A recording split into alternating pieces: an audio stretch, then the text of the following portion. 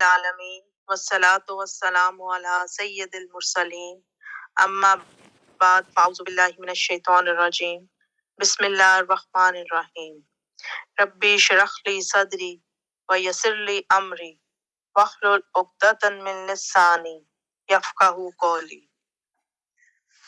ہم جس موضوع کے بارے میں بات کر رہے تھے وہ ہے امر بالمعروف اور نہی عن المنکر۔ حضرت اکرمہ رضی اللہ تعالیٰ عنہ سے روایت ہے کہ ایک آدمی ایک ایسے درخت کے قریب سے گزرا جس کی پوجا کی جاتی تھی، تو اس شخص نے دیکھا، غصے سے لال پیلا ہو گیا اور کہنے لگا یہ درخت ماں سوائے اللہ پوجا جائے۔ پھر وہ شخص کلہاڑی لے کر اور اپنے گدھے پر سواری کر کے اس درخت کو کاٹنے کے لیے روانہ ہوا، تو راستے میں اسے صورت انسانی میں شیطان سے ملاقات ہو گئی اور اس سے کہا تم کدھر جا رہے ہو؟ اس شخص نے کہا میں نے ایک درخت دیکھا ہے جس کی پوجا کی جاتی ہے، اللہ تعالیٰ کی پوجا نہیں کی جاتی۔ میں نے بارگاہ الہی میں وعدہ کیا ہے کہ جب تک میں اس درخت کو اکھاڑ نہ دوں دم نہیں لوں گا۔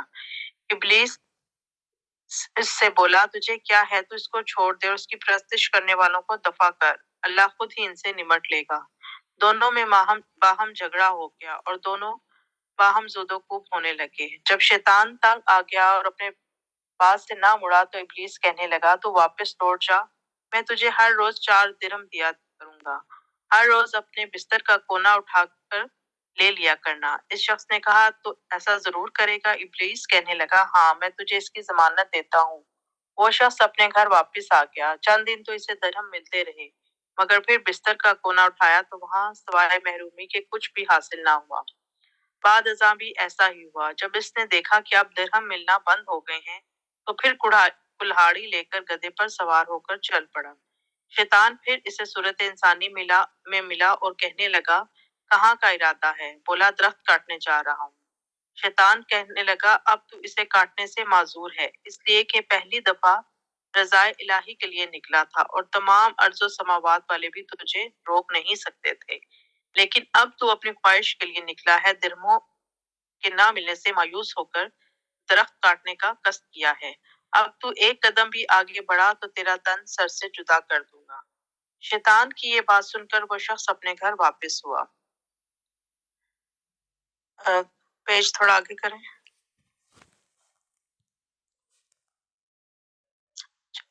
فقیہ ابو الہیث سمرقندی رحمۃ اللہ علیہ فرماتے ہیں کہ امر بالمعروف کا حکم دینے والوں کے لیے 5 چیزیں نہایت ضروری ہیں۔ علم ہے، کیونکہ جاہل بہتر طریقے سے نیکی کا حکم بیان نہیں کر سکتا۔ اس کا مدعا رضائے الہی اور غلبہ دین ہونا چاہیے۔ شفقت اور محبت کے ساتھ نیکی کی تبلیغ کرے اور غصہ نہ کرے، جیسا کہ اللہ نے حضرت موسیٰ علیہ السلام اور حضرت ہارون علیہ السلام سے فرمایا تھا کہ فرعون سے نرمی سے گفتگو کرنا۔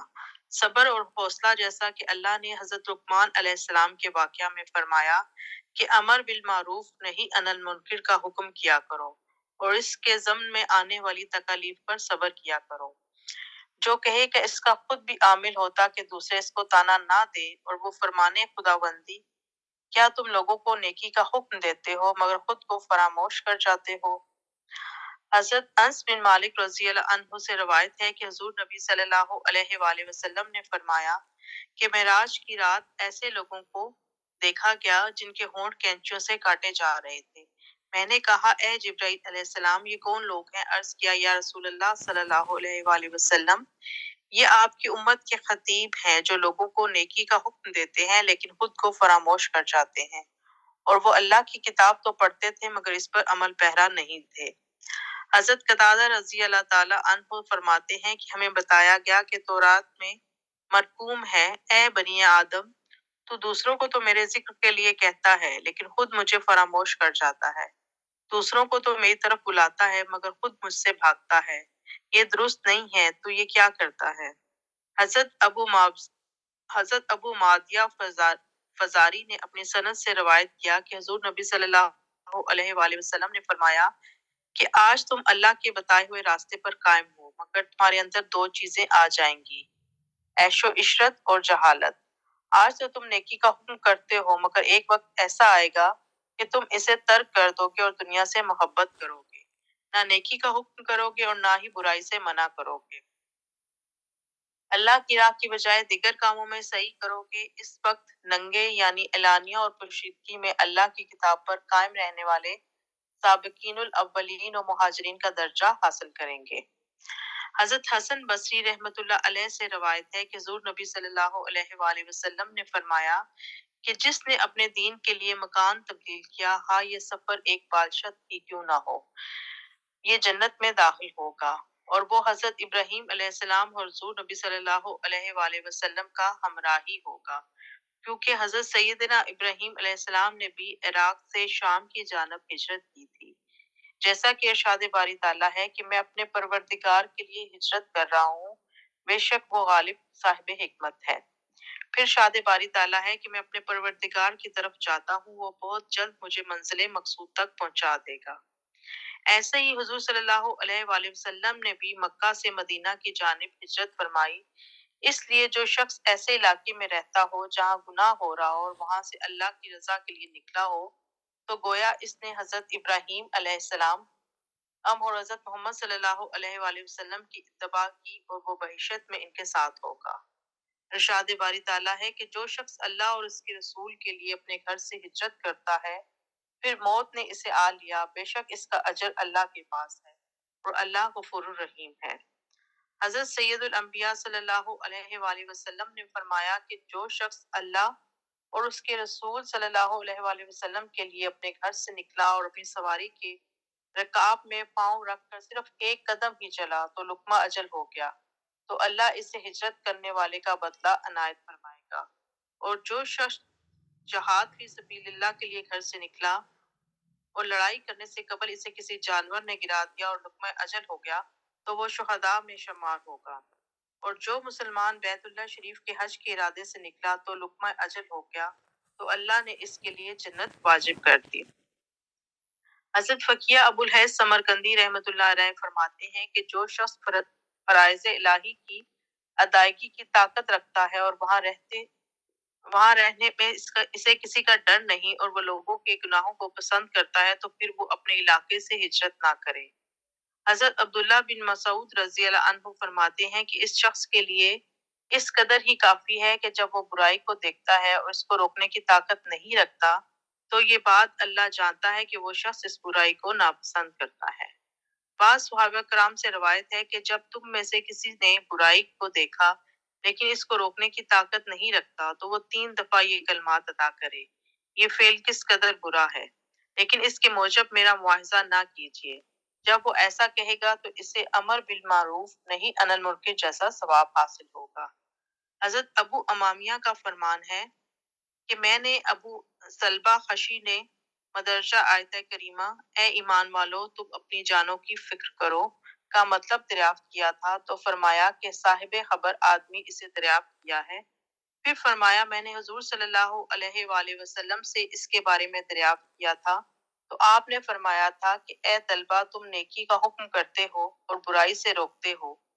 جب دیکھو کہ دنیا دار کا اثر زیادہ ہے اور بخل و حوث کا اتباع ہو رہی ہے، اور ہر ایک اپنی رائے کو ترجیح دے رہا ہے، پھر تم اپنے لیے خیال کرو، کیونکہ تمہارے بعد کا وقت صبر آزما ہوگا۔ اس وقت تمہارے جیسا شخص 50 عالمین کا اجر و ثواب پائے گا۔ صحابہ کرام نے بارگاہ نبوی میں عرض کیا، یا رسول اللہ صلی اللہ علیہ وآلہ وسلم، کیا وہ اپنے زمانہ کے 50 صالحین جیسا اجر و بدلہ پائے گا، یا ہمارے جیسے 50 لوگوں جیسا اجر و ثواب پائے گا؟ حضور نبی صلی اللہ علیہ وآلہ وسلم نے فرمایا کہ وہ تم جیسے 50 عاملین جیسا اجر و ثواب پائے گا۔ حضرت قیس بن ابی حازم رضی اللہ عنہ سے روایت ہے کہ میں نے حضرت سیدنا صدیق اکبر رضی اللہ عنہ سے سنا ہے کہ تم لوگ مدرجہ آیت کریمہ اے ایمان والو تم اپنی جانوں کی فکر کرو تو پڑھتے ہو، لیکن اس کا مفہوم درست نہیں سمجھتے ہو، اور میں حضور نبی کریم صلی اللہ علیہ وآلہ وسلم کی زبانی سنا کہ جس قوم میں گناہ ہوتا ہو اور وہاں ان کو منع کرنے والا کوئی نہ ہو، تو اللہ اس پوری قوم پر عذاب نازل کرتا ہے۔ جب حضرت ابن مسعود رضی اللہ تعالی عنہما سے اس آیت کریمہ کے بارے میں دریافت کیا گیا، تو آپ نے فرمایا کہ یہ اس زمانے میں نہیں، مگر جب خواہشات کی زیادتی ہوگی، جھگڑے عروج کر جائیں گے، تو پھر ہر کسی پر لازم ہے کہ وہ اپنی فکر کرے، اس لیے کہ وہ تباہی و جاہلیت کا زمانہ ہوگا۔ آمین۔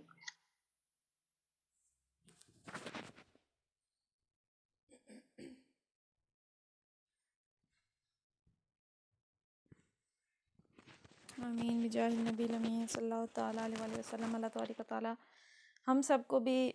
یہ عظیم فریضہ سر انجام دینے کی توفیق عطا فرمائے، ہمیں بھی ان لوگوں میں شامل فرمائے جو نیکی کا حکم دیتے ہیں، نہ صرف نیکی کا حکم دیتے ہیں بلکہ خود بھی وہ عمل بھی کرتے ہیں، باعمل ہوتے ہیں۔ تو کیونکہ ہم نے پڑھا کہ جو حکم تو دیتے ہیں لیکن عمل نہیں کرتے تو کتنی سخت ان کے لیے سزا ہے۔ تو اللہ تعالیٰ ہمیں معاف فرمائے، ہم سب کو باعمل بنائے۔ آج ہم انشاءاللہ عز و جل سورۃ النساء شروع کریں گے آیت نمبر 1 سے۔ اعوذ باللہ من الشیطان الرجیم، بسم اللہ الرحمن الرحیم۔ یا ایہا الناس اتقوا ربکم الذی خلقکم من نفس واحدة وخلق منها زوجها وبث منهما رجالا كثيرا ونساء، واتقوا الله الذي تساءلون به والأرحام إن الله كان عليكم رقيبا۔ یا ایہا الناس، اے لوگو، اتقوا ربکم، ڈرو اپنے رب سے، الذی خلقکم، جس نے تمہیں پیدا کیا، من نفس واحدہ، ایک جان سے، وخلق منہا زوجہا، اور پیدا کیا اس سے جوڑ اس کا، وبث منہما رجالا، اور پھیلائے ان دونوں میں بہت سے مرد، کثیراً بہت سے، ونساء اور عورتیں، واتقوا اللہ، اور ڈرو اللہ سے، الذی وہ جو، تساءلون آپس میں مانگتے ہو، بہ والارحام، اس سے اس کے نام پر اور رشتے، ان اللہ بے شک اللہ، کان علیکم ہے تم پر، رقیباً نگہبان۔ لوگوں اپنے رب سے ڈرو جس نے تم کو ایک جان سے پیدا کیا اور اسی جان سے اس کا جوڑ بنایا، ان دونوں سے بہت مرد و عورت دنیا میں پھیلا دیے۔ اس خدا سے ڈرو جس کا واسطہ دے کر تم ایک دوسرے سے اپنے حق مانگتے ہو، اور رشتے و قرابت کے تعلقات کو بگاڑنے سے پرہیز کرو، یقین جانو کہ اللہ تم پر نگہبانی کر رہا ہے۔ اب جو شخص گاڈ کانشیس ہوتا ہے، اس کے دل میں تقویٰ ہوتا ہے، اس کو پتہ ہوتا ہے کہ میرا ہر عمل، کوئی بندہ دیکھے نہ دیکھے، کوئی انسان دیکھ رہا ہے نہیں دیکھ رہا، اللہ ہر میرا عمل پہ نگہبان ہے۔ اللہ کا دیکھیے کہ کیا نام ہے، رقیبہ، کہ وہ نگہبان ہے، ہر چیز کو دیکھنے والا ہے۔ تو اس آیت میں سب سے پہلے انسان کی تخلیق کا ذکر ہے، اور اس سے پہلے جو ہے بتایا گیا ہے تم اپنے رب سے ڈرو۔ کیوں ڈرو؟ اور یہ خطاب دیکھیے کس کا ہے، لوگوں، سب لوگوں کو کہا گیا ہے۔ یا ایھا الذین آمنوا نہیں کہا گیا، یا مسلمانوں کو صرف نہیں کہا، سب لوگوں کو کہا گیا ہے اپنے رب سے ڈرو۔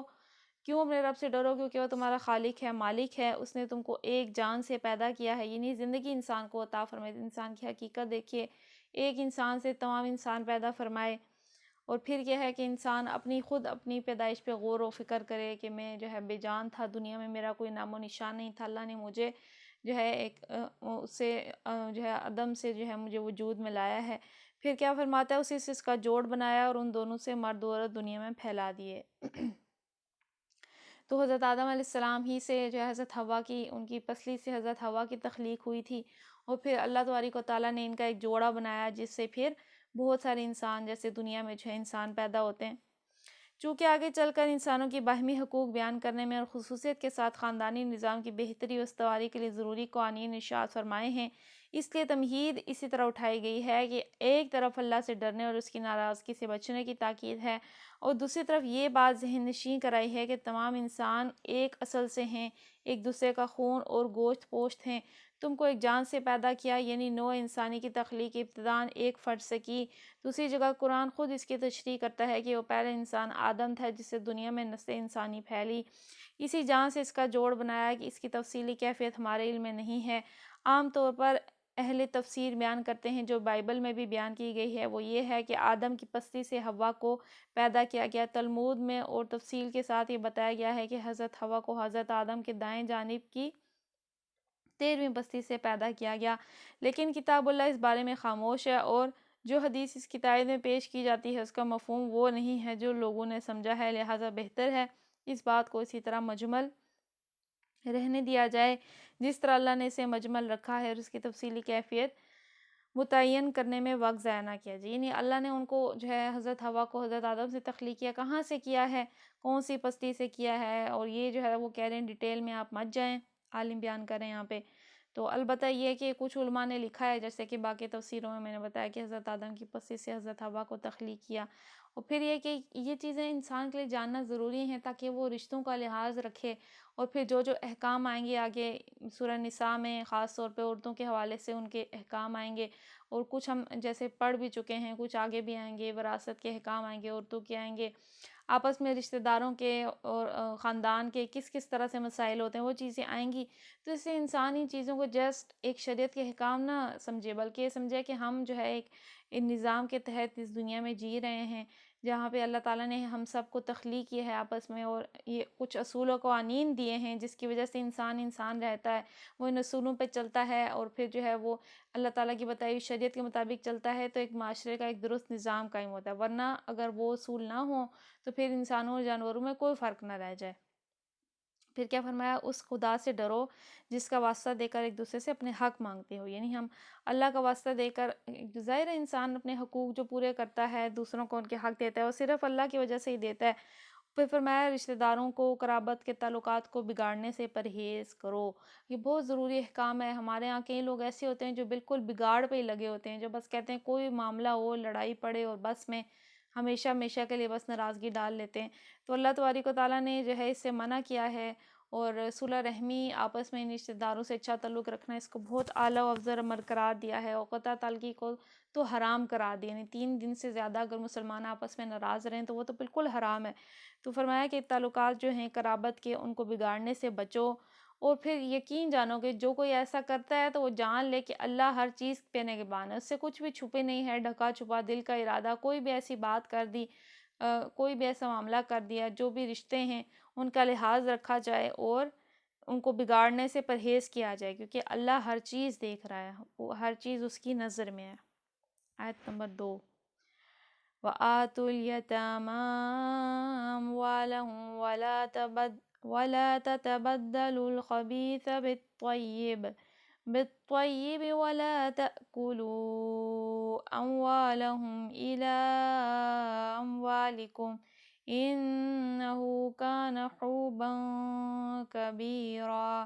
وَآتُوا الْيَتَامَىٰ، اور دو یتیموں کو، أَمْوَالَهُمْ ان کے مال، وَلَا تَتَبَدَّلُوا اور نہ بدلو، الخبیث ناپاک مال، بالطیب پاک سے، وَلَا تَأْكُلُوا اور نہ کھاؤ، أَمْوَالَهُمْ ان کے مال، إِلَىٰ أَمْوَالِكُمْ اپنے مال کے ساتھ، إِنَّهُ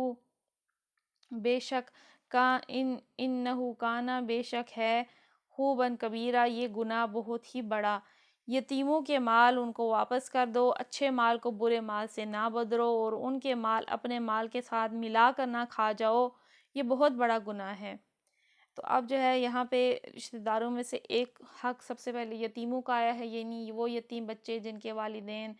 ابھی وہ نابالغ ہی ہوتے ہیں، والد فوت ہو جائیں تو ان کو یتیم کہا جاتا ہے۔ تو کیا ہے کہ یتیم جب بچے ہوتے ہیں، چھوٹے ہوتے ہیں، عموماً کئی جگہ پہ ہم نے دیکھا ہے بچے چھوٹے ہوئے، والدین فوت ہو گئے، اب ان کا کوئی پوچھنے والا نہیں ہے، تو ان کا مال اموال ان کے والد کا، ظاہر ہے وہ بچے تو اس کی نگہبانی نہیں کر سکتے، تو کوئی بڑا ان کا رشتہ دار، کوئی قرابت دار ہی اس کی نگہبانی کرے گا۔ تو اس میں جو ہے یہ چیز کلیئر کی گئی ہے کہ ان کے مال جو ہیں جب ان کو واپس کر دو، یعنی جب تک وہ بچے ہیں ان کے مال انہیں کی مفاد پر خرچ کرو، جب بڑے ہو جائیں ان کا حق ہے انہیں واپس کر دو، یعنی ان کو کفالت اس مال میں سے کی جا سکتی ہے، لیکن لحاظ رکھ کے کہ کسی معاملے میں ہم زیادتی نہ کریں۔ اور پھر کس چیز کا لحاظ رکھنا ہے وہ آگے بتایا جا رہا ہے، یعنی ان کے مال اپنے مال کے ساتھ ملا کر نہ کھا جاؤ، یعنی کیا ہے کہ اب یتیموں کا مال آپ کے پاس ہے، ان کی زمینیں جائیدادیں، ان کے باپ کا بینک بیلنس، جو بھی ان کی چیزیں، تو اس میں کلیئر کیا گیا ہے کہ ان کے مال کو اپنے مال کے ساتھ ملا کر نہ کھاؤ، یعنی ایسا ہوتا ہے کہ کہیں تو آپ ان پہ خرچ کر رہے ہیں بچوں پہ، لیکن ساتھ ہی آپ جو ہے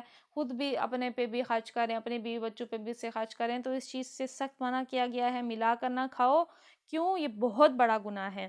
جامع فکرہ ہے جس کا مطلب یہ ہے کہ حلال کی کمائی کی بجائے حرام خوری نہ کرنے لگو، اور دوسرا مطلب یہ ہے کہ یتیموں کے مال اچھے مال کو اپنے برے مال سے نہ بدلو، یعنی کہیں ہے کہ کوئی چیز ان کی اچھی ہے تو آپ ان کو جو ہے ان کی اچھی چیز رکھ لیں، بری چیز دے دیں، نہیں کوئی بھی ایسا عمل جس سے آپ ان کے حق میں کچھ نقصان کریں اس سے بچنے کی تلقین کی گئی ہے۔ آیت نمبر 3، وَإِنْ خِفْتُمْ أَلَّا تُقْسِطُوا فِي الْيَتَامَى فَانكِحُوا مَا طَابَ لَكُم مِّنَ النِّسَاءِ مَثْنَىٰ وَثُلَاثَ وَرُبَاعَ فَإِنْ خِفْتُمْ أَلَّا تَعْدِلُوا فَوَاحِدَةً أَوْ مَا مَلَكَتْ أَيْمَانُكُمْ ذَلِكَ أَدْنَىٰ أَلَّا تَعُولُوا۔ وَإِنْ خِفْتُمْ، اور اگر تم ڈرو، اللہ تقسطوا کہ نا انصاف کر سکو گے، فی الیتامى یتیموں میں، فانکحوا تو نکاح کرو، ما طابہ جو پسند ہو، لکم تمہیں، من النساء عورتوں میں سے، مثنیٰ دو دو، وثلاثہ اور تین تین، ورباع اور چار چار، فإن خفتم پھر اگر تمہیں اندیشہ ہو، اللہ تعدلوا کہ انصاف نہ کر سکو گے، فواحدۃ تو ایک ہی سے، او ما یا جو، ملکت ایمانکم یا جو لونڈی جس کے تم مالک ہو، ذالک ادنیٰ یہ قریب تر ہے، اللہ کے نہ، تعولو جھک پڑو۔ تو اب جو ہے احکاموں میں سے ایک احکام جو بیان کیے جا رہے ہیں، احکاموں میں سے احکام بیان کیے جا رہے ہیں جس میں سے جو ہے عورتوں کے آ گئے ہیں۔ آئیے پہلے آیت کا ترجمہ پڑھ لیتے ہیں۔ اور اگر تم یتیموں کے ساتھ بے انصافی کرنے سے ڈرتے ہو تو جو عورتیں تم کو پسند آئیں ان میں سے دو دو، تین تین، چار چار سے نکاح کر لو، لیکن اگر تمہیں اندیشہ ہو کہ ان کے ساتھ عدل نہ کر سکو گے تو پھر ایک ہی بیوی کرو، یا ان عورتوں کو زوجیت میں لاؤ جو تمہارے قبضے میں آئی ہیں، بے انصافی سے بچنے کے لیے یہ زیادہ قرین ثواب ہے۔ تو اب اس آیت میں جو ہے جیسا کہ یتیموں کے ہم پڑھ رہے تھے، تو اس کی کیا ریزن ہے، کس وجہ سے یتیموں کا ذکر کیا گیا، تو وہیں پہ ہی جو ہے ذکر کیا گیا کہ ان میں سے جو عورتیں ہیں ان سے تم نکاح کرو۔ تو آئیے اس کی تفسیر میں پڑھتے ہیں کہ اس کے تین طرح کے مفہوم بیان کیے گئے ہیں۔ حضرت عائشہ رضی اللہ تعالیٰ عنہ اس کی تفسیر میں فرماتی ہیں کہ زمانہ جاہلیت میں جو یتیم بچیاں لوگوں کی سرپرستی میں ہوتی تھیں، ان کے مال ان کے حسن و جمال کی وجہ سے یا اس خیال سے کہ ان کا کوئی سر دھرا تو ہے نہیں، جس طرح ہم چاہیں گے دبا کر رکھیں گے، وہ ان کے ساتھ خود نکاح کر لیتے تھے، پھر ان پر ظلم کیا کرتے تھے۔ تو کیا ہے کہ جیسے ہم نے پیچھے پڑھا کہ پہلے یتیموں کے مال کھا جانے کے حوالے سے خصوصی احکام بیان کیے گئے کہ جو یتیم تمہاری سرپرستی میں ان کے مال کو جو ہے کھا نہ جاؤ ناحق، اور کوئی ان کے اچھے مال کو اپنے برے مال کے ساتھ نہ بدلو، کوئی بھی زیادتی نہ کرو کیونکہ یہ شدید گناہ ہے۔ اب اس میں جو ہے جو بچیاں ہیں ان کا ایک معاملہ تھا کہ ان کے جو ہے مال کو اپنے کنٹرول میں رکھنے کے لیے اور ان کو خود بھی اپنے قابو میں رکھنے کے لیے کیا کہتے تھے، نکاح کر لیتے تھے کہ ایک تو ان کا مال ہمیں حاصل ہو جائے گا، اور دوسرا یہ کہ ہم ان پر کسی طرح سے بھی ظلم و ستم ہم چاہیں گے کریں گے۔ اس پر ارشاد ہوا کہ اگر تم کو اندیشہ ہو کہ یتیم لڑکیوں کے ساتھ انصاف نہ کر سکو گے تو دوسری عورتیں دنیا میں موجود ہیں، ان میں سے جو تمہیں پسند آئیں ان کے ساتھ نکاح کر لو۔ اسی صورت میں 19ویں رکوع کی پہلی آیت اس تفسیر کی تائید کرتی ہے۔ تو اس میں جو ہے جو خصوصیت کے ساتھ ورڈ آیا ہے وہ ہے طابہ، یعنی جو تمہیں پسند آئیں۔ تو نکاح ایسی چیز ہے کہ اس کے لیے پسند آپ کی ضروری ہے، اگر آپ کی پسند نہیں ہوگی تو آپ حقوق ادا نہیں کر سکیں گے، اور اس طرح سے خوشحال زندگی جیسے اللہ تعالیٰ نے اس رشتے میں برکت رکھی ہے وہ آپ حاصل نہیں کر سکیں گے۔ اس لیے کسی سیکنڈری ریزن کی وجہ سے، مال حاصل کرنے کی وجہ سے یا ان کو اپنے کنٹرول میں کسی ایسی وجہ سے نکاح نہ کیا جائے، بلکہ نکاح وہاں کیا جائے جہاں فرمایا ما طابہ جو تمہیں پسند ہو۔ دوسرے اس کے بیان میں کیا فرمایا ہے وہ ابن عباس جو ہے ان کے حوالے سے ہے۔ ابن عباس اور ان کے انہوں نے جو ہے اس بارے میں تفسیر کیا بیان کیا وہ سنتے ہیں۔ ابن عباس اور ان کے شاگرد اکرمہ اس کی تفسیر میں بیان کرتے ہیں کہ جاہلیت میں نکاح کی کوئی حد نہ تھی، ایک شخص 10 بیویاں کر لیتا تھا، اور جب اس کثرت ازواج سے منصرف بڑھ جاتے تھے تو مجبور ہو کر اپنے یتیم بھتیجیوں، بھانجوں اور دوسرے بے بس عزیزوں کے حقوق پر دست درازی کرتا تھا۔ اس پر اللہ تعالیٰ نے نکاح کے لیے 4 کی حد مقرر کر دی اور فرمایا کہ ظلم و بے انصافی سے بچنے کی صورت یہ ہے کہ 1 سے لے کر 4 تک بیویاں کرو جن کے ساتھ تم عدل پر قائم رہ سکو۔ تو زمانہ جاہلیت میں کوئی رولز جب قوانین نہیں تھے تو جتنی دل چاہتا تھا، مرد ہے طاقت رکھتا ہے تو وہ جتنی چاہتا تھا تو عورتیں کر لیتا تھا، اور پھر کیا کرتا تھا، پھر جب اتنے زیادہ ظاہر ہے ہر ایک کے ساتھ اس کے حقوق ادا کرنے ہیں، اولاد ہوتی ہے، پھر ہر ایک کو حقوق، اس کی ضروریات، نان نفقہ پورا کرنا ہے،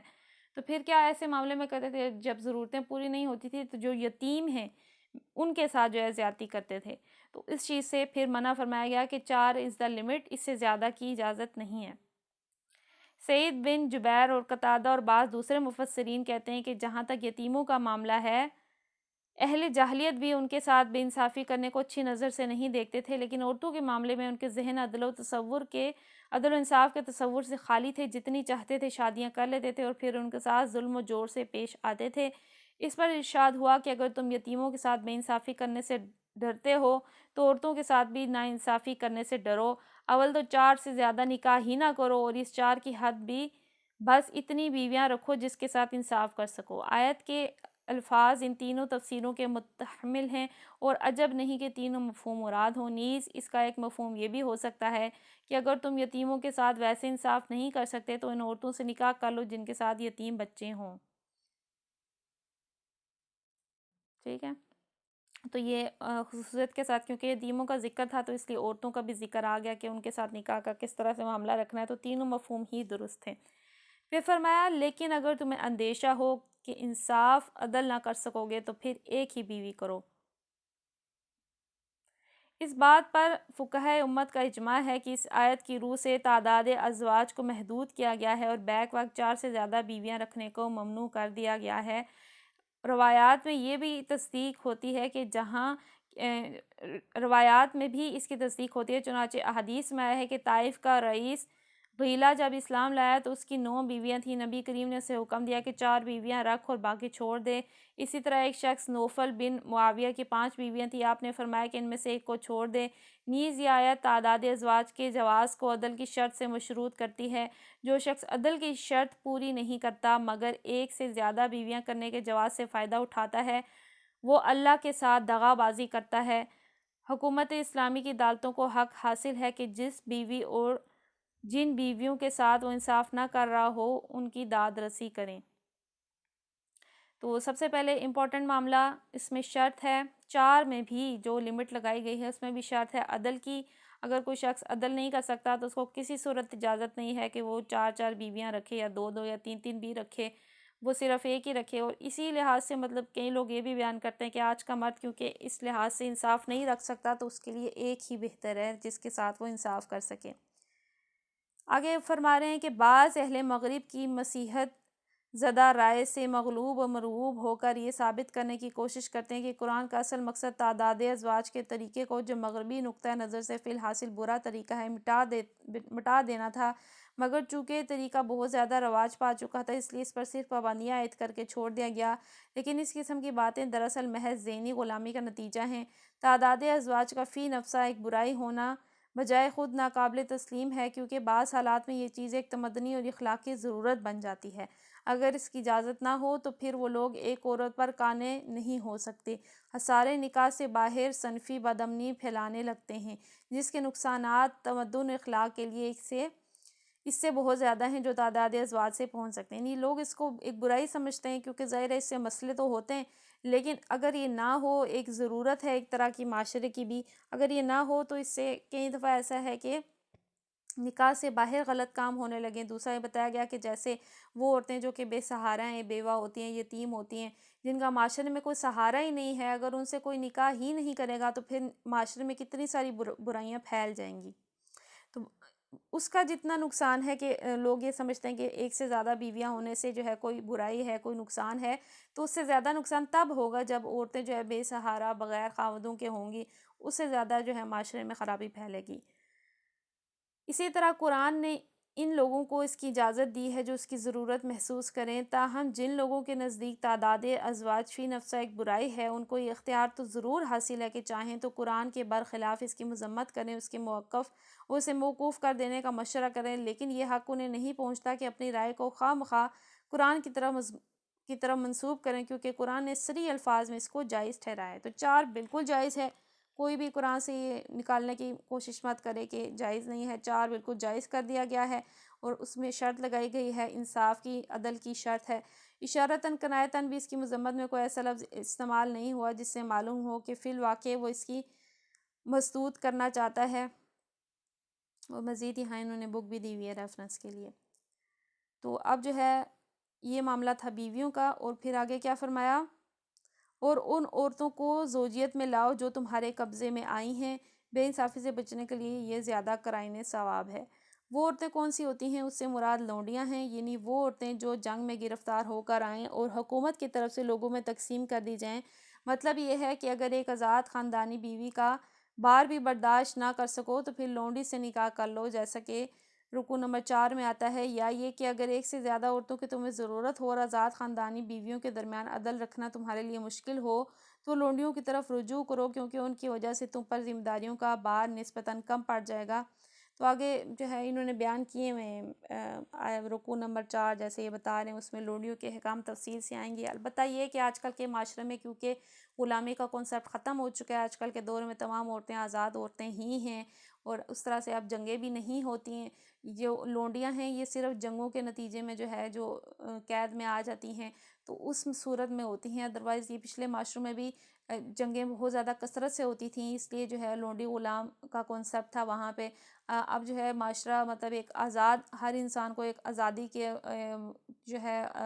ایک کانسٹیٹیوشن ہوتا ہے جس کے تحت ہر شخص کو آزادی کا حق حاصل ہے، ایک وہ آزاد شہری ہے، کسی کا غلام نہیں ہے۔ ہاں پیڈ سروسز ہوتی ہیں، جیسے کہ ہم جیسے گھر میں بھی جیسے غلام گھر کے کام کرتا ہے تو ہم جو ہے کسی کو نوکر رکھ سکتے ہیں، پیسے دے کے رکھ سکتے ہیں، لیکن ہے وہ اپنے طور پہ آزاد۔ اسی طرح سے عورتیں بھی آزاد ہیں، اس طرح سے کوئی عورتیں بھی لونڈیاں نہیں ہیں۔ البتہ اگر کوئی ایسا معاملہ فیوچر میں پیش آئے جس کے تحت لونڈیوں والا کنسیپٹ آئے تو پھر اسلام نے ان کے تمام حقوق بیان کیے ہیں، اور پیچھے کیونکہ معاشرے میں یہ چیزیں تھیں تو اس لیے اس کی تبدیلی نہیں کی گئی، اور اس لیے ان کے احکام بیان کر دیے گئے، جس میں سے یہ ہے کہ اگر جو ہے تمہارے پاس کوئی لونڈی عورتیں آئیں تو پھر اس صورت میں یہ ہے کہ تم پھر ان سے نکاح کر لو، یعنی کہ ان کو پھر اپنی زوجیت دو اور پھر ان سے جو ہے ان کے حقوق ادا کرو۔ تو یہ جو احکام ہیں ازواج کے حوالے سے، تو اس میں وہی ہیں جو چیزیں ہم نے شروع میں پڑھی ہیں کہ انسان یہ باتیں اپنے ذہن میں جب رکھے گا کہ مجھے ایک رب نے پیدا کیا ہے ایک جان سے، اور پھر اس نے جو ہے دنیا میں ہمیں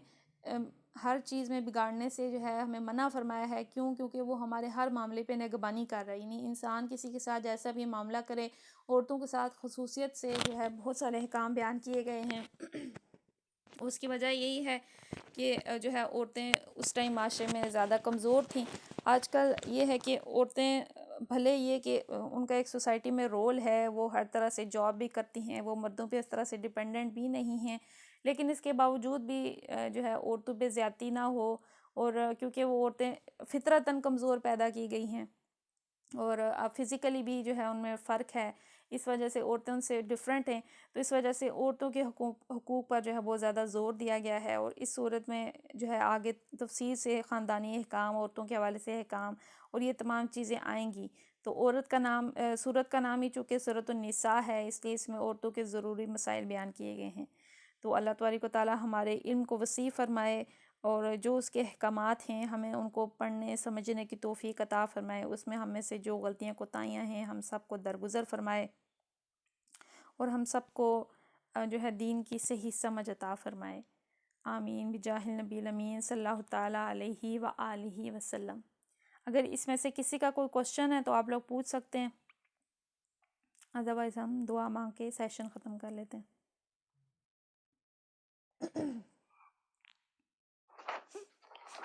السلام علیکم۔ وعلیکم السلام۔ السلام علیکم، میں نے یہ کہنا تھا کہ یہ آپ نے جو لیسن دیا ہے اس کو یاد کرنا ہے، کیا کرنا ہے اس کا؟ اچھا میں دراصل جی نماز جی پڑھی تھی تو اس لیے میں وہ سورت پڑھی تھی تو اس لیے لیٹ ہو گئی کلاس کے لیے۔ ٹھیک ہے مریم، آپ نے کلاس جوائن کی، سب سے پہلے آپ کو ویلکم، آپ کے لیے دعائیں کرتے ہیں اللہ تبارک و تعالیٰ آپ کو استقامت عطا فرمائے اور آپ کو جو ہے علم میں آپ کے اضافہ فرمائے۔ تو کلاس میں یہ ہے کہ ہم کچھ دعائیں ہیں جو ہم پڑھتے ہیں تو وہ یاد رکھنی ہوتی ہیں، ادروائز آپ ان چیزوں کو ایک بار پڑھ لیں، ذہن میں رکھیں، اگلے دن جسٹ تھوڑا پوچھا جائے گا کہ کل ہم نے کیا کیا پڑھا ہے، تو تھوڑا آپ کے ذہن میں ہونا چاہیے، ایک آدھ بار دیکھ لیں تو وہ بھی کافی ہے۔ تو ان کے جو لنکس ہیں جہاں سے ہم پڑھتے ہیں یہ میں آپ کو بھیج دوں گی، تو یہ ایپس آپ اپنے پاس انسٹال کر لیں، ویسے بھی ان میں کافی علم ہے تو یہ کافی کام کی چیزیں۔ اوکے، نہیں میرے پاس یہ والا قرآن پاک ہے جو آپ نے جس سے پڑھا رہی تھی۔ ٹھیک ہے، تھینک یو، بس یہ پوچھنا تھا۔ ٹھیک ہے، اوکے، چلیں دعا کر لیتے تھینک یو۔ ہیں۔ بسم اللہ الرحمن الرحیم، سبحانک اللہم و بحمدک لا الہ الا انت، استغفرک و اتوب الیک، استغفرک و اتوب الیک، استغفرک و اتوب الیک۔ بسم اللہ الرحمن الرحیم،